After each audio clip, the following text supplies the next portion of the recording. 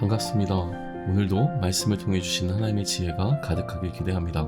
2024년 12월 23일 월요일 말씀 묵상이에요.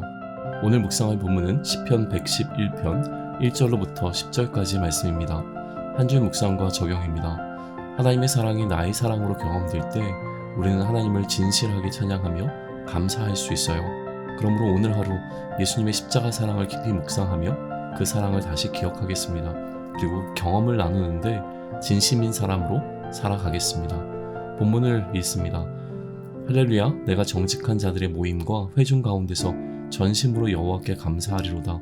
여호와께서 행하시는 일들이 크시오니 이를 즐거워하는 자들이 다 기리는도다. 그의 행하시는 일이 존귀하고 엄위하며 그의 의가 영원히 서있도다.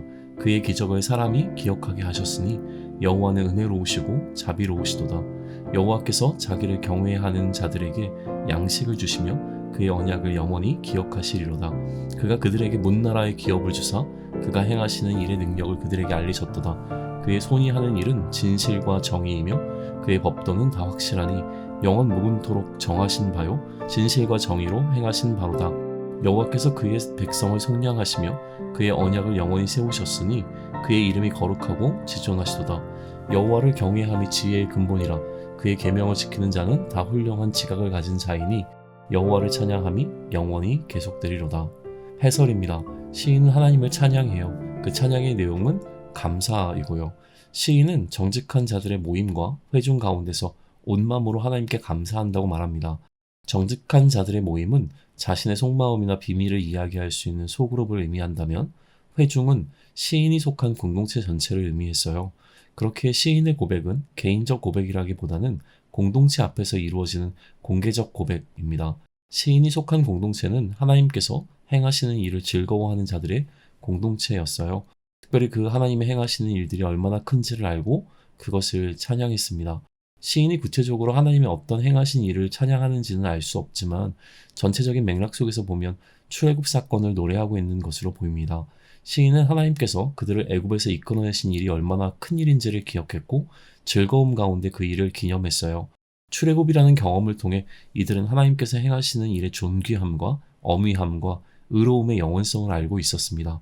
홍해를 건넌 것과 같은 기적들을 기억했으며 이를 통해 하나님의 은혜로우심과 자비로우심을 고백해요. 하나님께서 광야에서 만나를 주셨던 것과 같이 자신을 경외하는 자들에게 양식을 주는 분이시며 시내산에서 맺은 언약과 같이 약속을 영원히 기억하시는 분이심을 노래합니다. 약속을 기억하시는 하나님은 자신을 경외하는 자들에게 약속하셨던 땅인 가나안을 주심으로 하나님께서 행하시는 일의 능력을 알게 하셨다고 말해요. 시인은 하나님의 손이 하시는 일인 진실과 정의이고 그의 법도는 다 확실하기 때문에 그 질서는 변하지 않는 영원한 질서이고 진실과 정의로 행하신 것임을 찬양합니다. 아울러 시인과 그의 공동체는 하나님께서 자신들을 용서하시고 구하셨으며 자신들과 영원한 언약을 세우셨음을 기억하며 하나님의 이름의 거룩함과 지존하심을 찬양합니다. 마지막으로 여호와를 경외함이 지혜의 근본임을 고백하죠. 지혜롭다는 것의 정의는 하나님을 두려워하는 것입니다. 하나님을 두려워한다는 것은 공포심을 말하는 것이 아니에요. 하나님의 질서를 지키는 것을 의미합니다. 그렇기에 이렇게 결론 지어 볼 수 있을 것 같아요. 시인과 그가 속한 공동체는 하나님을 경외하는 자들이었습니다. 그들이 하나님을 경외하게 된 이유는 하나님께서 행하신 일들을 통해 하나님이 어떠한 분이신지를 경험했기 때문이에요.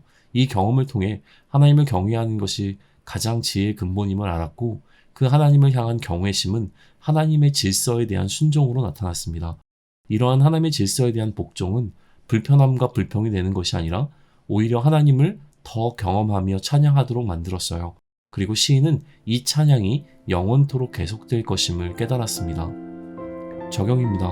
오늘 본문의 적용점은 시인이 자신의 공동체 앞에서 온 마음으로 하나님을 찬양했던 것과 같이 우리도 하나님에 대한 감사를 공개적으로 고백할 수 있어야 한다는 거예요.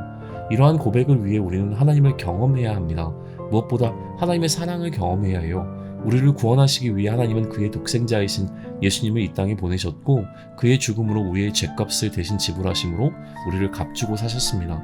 예수님께서 십자가를 통해 보이신 사랑이 나를 향한 사랑임이 깨달아질 때 우리는 비로소 그 사랑을 공개적으로 고백할 수 있게 되죠. 그 사건이 나의 사건으로 그 사랑이 나의 사랑으로 경험되어질 때 비로소 하나님의 질서를 따라 사는 삶이 지혜로운 삶임을 알고 그의 질서를 따라 살게 되고요. 하나님의 질서를 따라 살 때 또한 비로소 이전에 경험하지 못했던 하나님의 일하심을 경험하게 되므로 그 하나님의 격이 다른 일하심을 우리는 찬양하게 됩니다. 그리고 이 찬양은 몇 번 하다가 그치게 되는 것이 아니라 영원한 찬양이기에 우리는 하나님의 하나님 되심을 영원토록 경험하게 됩니다. 성탄의 참된 의미가 깊이 묵상되는 오늘이면 좋겠어요. 그 사랑이 경험됨으로 다른 사랑을 찾아 방황하는 것이 아니라 하나님만을 사랑하고 그 사랑만으로 충분함을 경험할 수 있길 바라요. 그래서 우리의 매 순간이 하나님을 향한 감사로 가득 채워져 우리가 속한 모든 공동체에서 그 하나님에 관한 이야기를 말하며 진심인 사람이 되자고요. 한 줄 묵상과 적용입니다. 하나님의 사랑이 나의 사랑으로 경험될 때 우리는 하나님을 진실하게 찬양하며 감사할 수 있습니다. 그러므로 오늘 하루 예수님의 십자가 사랑을 깊이 묵상하며 그 사랑을 다시 기억하겠습니다.